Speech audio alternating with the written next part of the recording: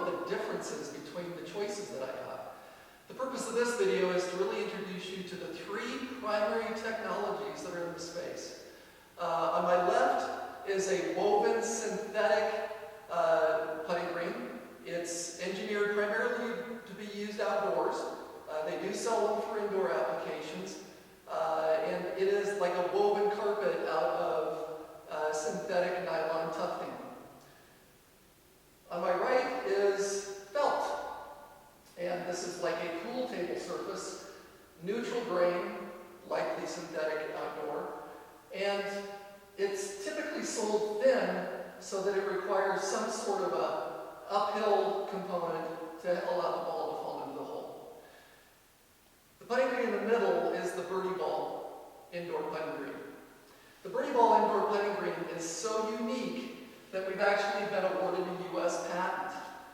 This is actually patent 8979663. And actually, this is the most significant improvement to putting green technology ever. Let's examine the reason why. What we're really trying to replicate when we practice our putting is a natural putting surface. What does the putting green look and feel like at your golf course? Well, let me tell you that it doesn't have really much to do with felt or woven synthetic. I was so frustrated with the ability to practice away from the golf course that we've actually developed this technology.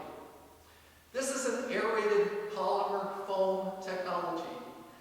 The foam allows us to have a spongy feel. Okay, one of the things that you need to notice when you go to your golf course is, as I walk up onto the green, it feels spongy under my feet. It's a soft, conforming feel. And it's engineered that way so that the ball will actually be receptive when it lands on the green. We all walk up to the putting green and repair the ball marks. That's because it's actually a relatively sensitive surface. And it's got to be treated carefully. Our engineered technology creates that same cushiony feel. And so, as you walk on our putting green, you'll notice that it'll actually leave a footprint for a few seconds.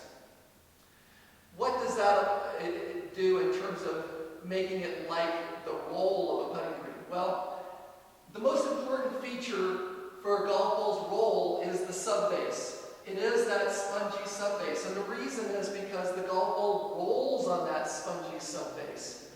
That spongy subbase is what carries the ball's weight as it rolls through the putt. If it doesn't have a subbase that you can rely on that's flat, then you can't rely on the direction the golf ball will go and stay. Well, what about the grass? The grass is there to control the speed. The speed on a putting green is a function of the length of the grass. The ball is supported by the subbase. The speed is how much resistance there is in terms of the ball on the surface. And so we've taken and we've actually treated the surface of our spongy foam to be exactly like a natural grass surface. So much so that a natural grass surface will have grain. The grain of the putting green actually is oriented toward the setting sun, and it's about at a 45-degree angle. When you walk up to a green, if it's shiny, it's going to actually be down grain. Okay, it's going to be slippery. If it's a little darker in color, it's actually going to be into the grain.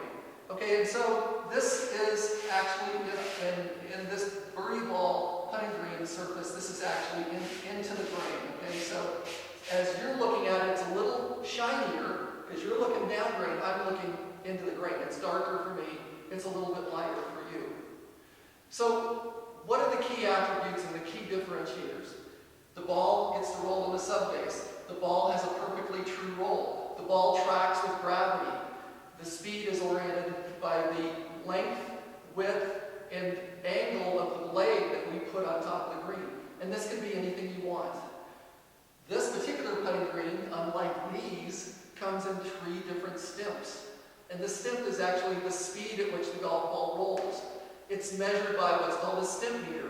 It's simple. It's an angled slot of iron. The ball rolls down the iron out of the trough, and we simply measure the distance it rolls. And so if we say 9 to 10, it means it rolls 9 feet into the grain on a 9-10 and 10 feet down grain. 10-11, the same thing, 11-13. And so we're able to engineer the speed. So call your golf course and ask them, you know, what speed do our greens run? And then order your green to practice on in that same stimp. All right, so let's look at the competitors a little closer. All right, so I'm going to move over here to the synthetic green. And again, this is like carpeting. And this is what we would put in our outdoor installation because it's extremely durable. Again, our greens are meant for the indoors. They're meant to be taken care of a little bit. You want to walk on it, putt on it, use this exactly like you would a natural green, but you're not going to drive your car across this. You're not going to run your mower across it. You're not going to let a Great Dane run across it. You're not going to chip off of our putting green. These are so durable that you can do all those things. But as a result of that, they aren't anything like a putting green in terms of how they roll. They're not soft. They aren't supple. They don't take my footprint and stay there. And more importantly, as I roll the golf ball, they don't track toward the hole. And it's because the ball isn't rolling on a subbase. The ball is rolling on the top of the weave. And as the ball comes to a stop and it's losing its speed, it will fall off of that weave into the area between the weaves. And so this ball will actually wobble when it comes to a stop. And so the similarity between this and an actual putting green is zero, other than the color. Okay, so it's got a nice color and it's extremely durable, but in terms of practicing, you know, it's not anything I want to practice on. And so, you know, this roll is just not accurate.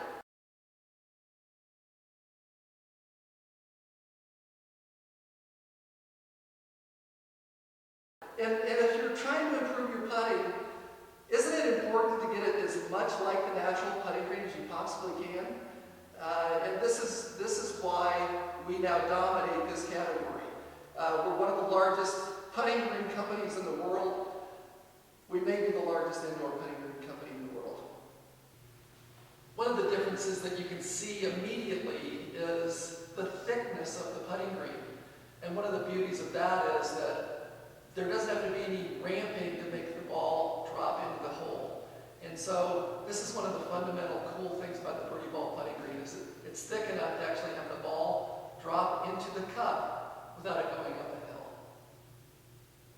All right, so let's look at the felt. The felt, actually, because it's mown a little tighter, is a little better roll, but it needs an uphill component for it to go in the hole, and so you're never practicing your speed. The BirdieBall putting green is actually engineered to be flat, okay? And flat in relative terms to the floor it's sitting on. And so this ball will track with gravity. If the floor is a little left or right, it'll have a little left or right. And in fact, you can facilitate that with braking shims under the BirdieBall putting green, but you can be confident that the break that you see on this green is similar to the break you're going to see on a natural putting green. Talking a little bit about the nub technology. When a putting green is mown, it's mown to about 1/8 of an inch in total height. For a PGA Tour event, it may be mowed to 100 thousandths, another 25 thousandths shorter than 1/8 of an inch. And this is what creates that speed component. And so this is exactly what you're going to get with a BirdieBall putting green. On a tour speed, our nub is mown to about 100 thousandths. On the slow greens, they're mown to about 150 thousandths.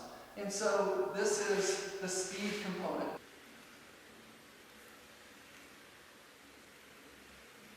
The roll component is the spongy subbase. If it doesn't have a spongy subbase, it can't roll true.